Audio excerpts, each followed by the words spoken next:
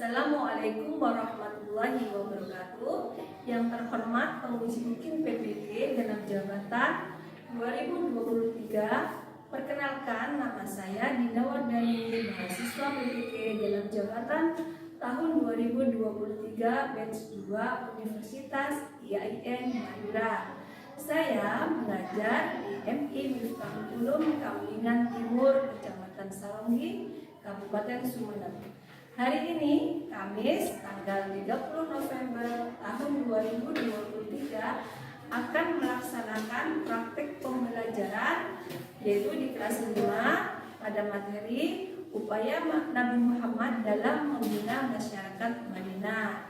Mohon saran dan masukan dari Bapak Ibu semua untuk perbaikan pembelajaran selanjutnya, sehingga memberikan yang terbaik untuk peserta didik. Demikian, wassalamualaikum warahmatullahi wabarakatuh.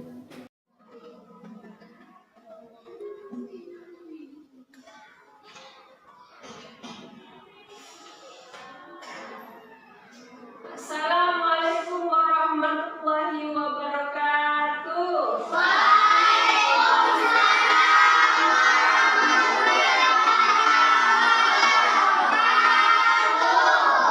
Bagaimana kabarnya anak-anakku sekalian? Alhamdulillah, luar biasa. Allahu Akbar. Baik, apakah kalian masih semangat hari ini? Semangat ya? Nah, kalau kalian masih semangat, coba kita cek semangatnya dulu. Coba kita speaking dulu ya. Atas.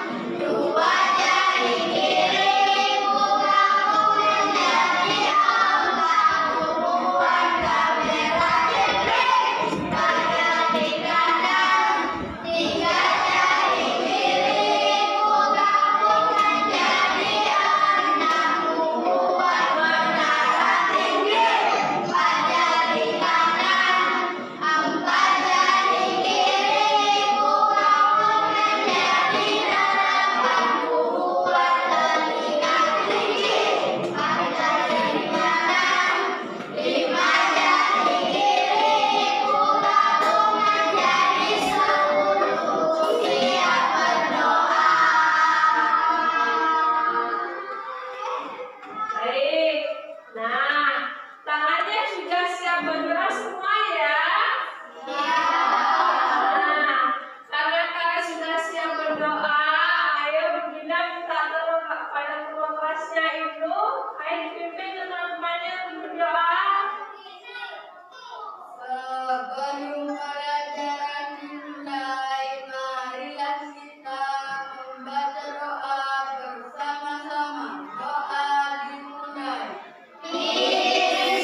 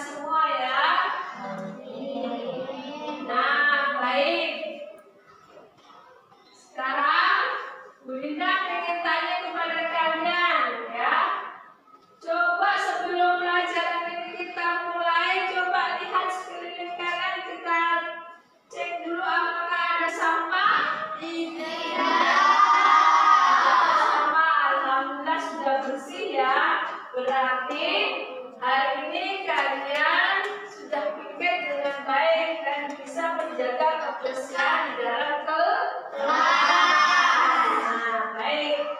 Selanjutnya, ada yang masih ingat tidak materi apa yang Bunda pernah sampaikan di minggu yang lalu? Apa? Ayo Kak Zaira apa? Upaya Nabi Muhammad membina masyarakat Madinah. Bagus Zaira. Kita berikan aplaus untuk Zaira. Upaya Nabi Muhammad dalam membina masyarakat Madinah. Ada berapa? 4. Yang pertama apa?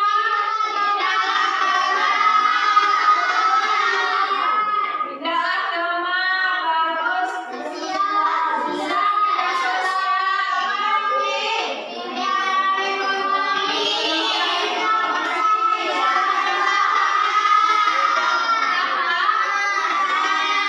Jadi ada 4 upaya yang dilakukan Nabi Muhammad dalam membina masyarakat Madinah.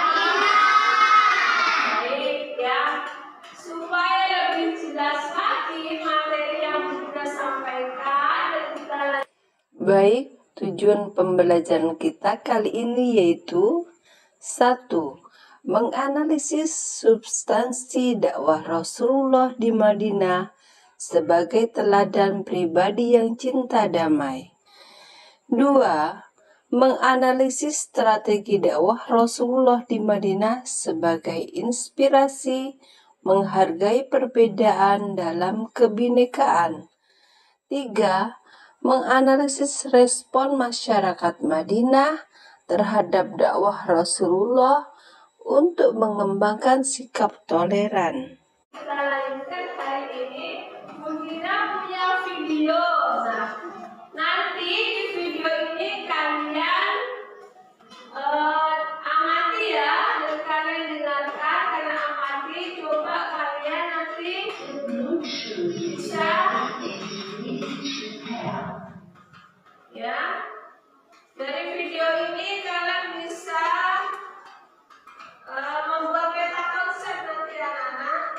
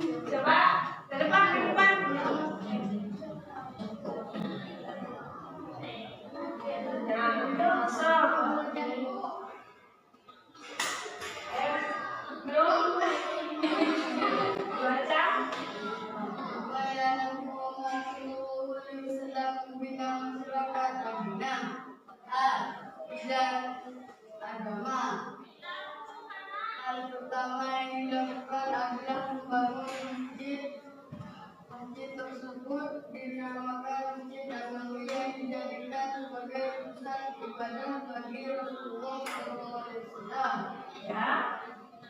B. Bidang sosial. Rasulullah SAW mengambil langkah untuk mempersaudarakan antara kaum muhajirin dan ansor untuk memperkokoh persaudaraan antara sesama umat Islam. Ya, terus Bidang ekonomi. Rasulullah Shallallahu Alaihi Wasallam memerintahkan para sahabat untuk mendirikan pasar sebagai pusat perekonomian masyarakat kota Madinah. ya, Kemudian pertahanan. Setelah 6 bulan di Madinah, Rasulullah Shallallahu Alaihi Wasallam membentuk satuan kekuatan tentara yang dipimpin oleh Abdullah Ubaidah bin Harith dan Sa'ad bin Waqqas. Satuan tentara Syria untuk menangani sejumlah ancaman dari kafir Quraisy yang menyebabkan terjadinya peperangan antara kaum muslimin dengan kaum kafir Quraisy. bagus ya. Kita kasih aplaus dulu untuk kelompok 1.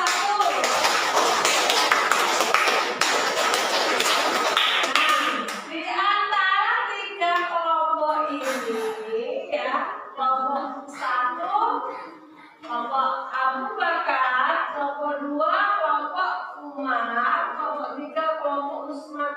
Di antara 3 kelompok ini kira-kira mana yang paling bagus menurut kalian? Semua. Semuanya bagus ya? Iya. Kita kasih aplaus untuk kalian semua.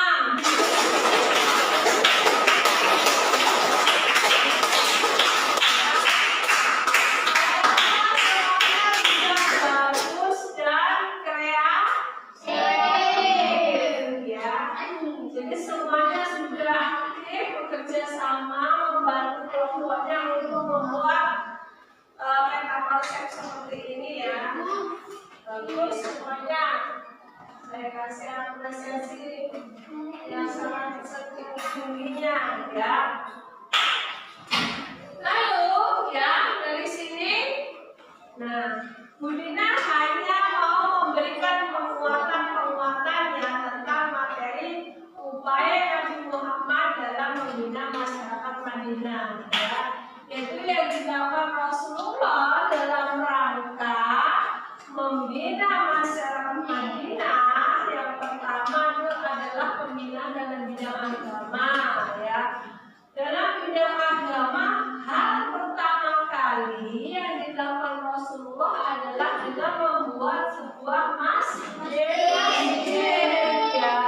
Masjid di sini difungsikan bukan hanya sebagai tempat ibadah saja, tetapi masjid juga difungsikan sebagai tempat berdakwah untuk mencari ilmu ya, untuk memecahkan permasalahan-permasalahan yang ada di kalangan para sahabat ya. Jadi fungsi dari masjid ini bukan hanya sebagai tempat ibadah saja ya, banyak sekali fungsinya.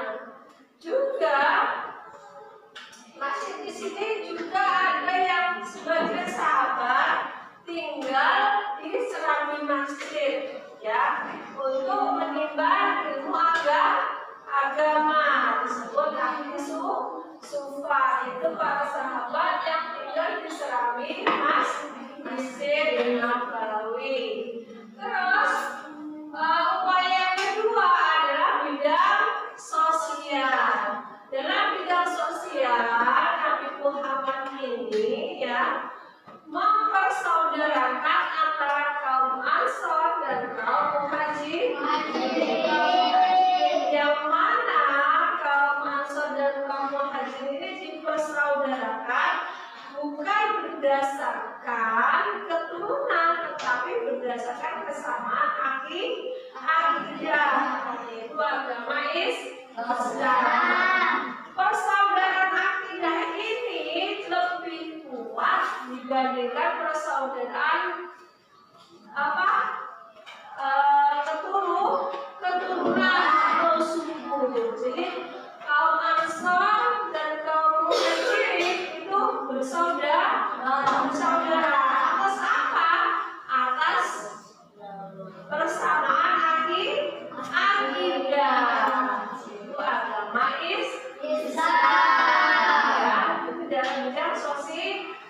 Ya, dalam bidang ekonomi, Rasulullah ini dengan membangun pasar, ya, di mana dalam pasar itu tidak boleh ada istilah riba, ya, tidak boleh ada istilah monopoli berdagang. Lalu pedagang itu juga harus bersikap jujur. Selain itu, dalam hal ekonomi, Rasulullah juga menekankan pada kaum Ansor untuk apa? Mengajari, ya, atau memberikan pengetahuan tentang bercocok tanam kepada kaum muhajirin. Yang mana pada dasarnya kaum muhajirin itu orang Mekah. Di sana lebih cenderung kepada ekonominya berdagang, sedangkan di Madinah itu ekonominya bercocok tanam. Hal-hal itulah yang ditularkan, yang diajarkan kepada kaum muhajirin agar kaum muhajirin itu juga bisa bercocok tanam dan memberikan sebagian lahan kaum Ansor kepada kaum muhajirin karena mereka sudah bersaudara, ya. Jadi membagikan tanah lahan sebagai tempat tinggal maupun untuk bercocok tanam. Dan yang terakhir adalah bidang pertahanan. Dalam bidang pertahanan, Rasulullah ini senantiasa membentuk satuan ketentaraan yang fungsinya adalah untuk, ya, menjaga kaum muslim, kaum umat Islam, ya, dari serangan orang-orang kafir, ya. Jadi kalau ada serangan, kita umat Islam ini wajib untuk membela diri.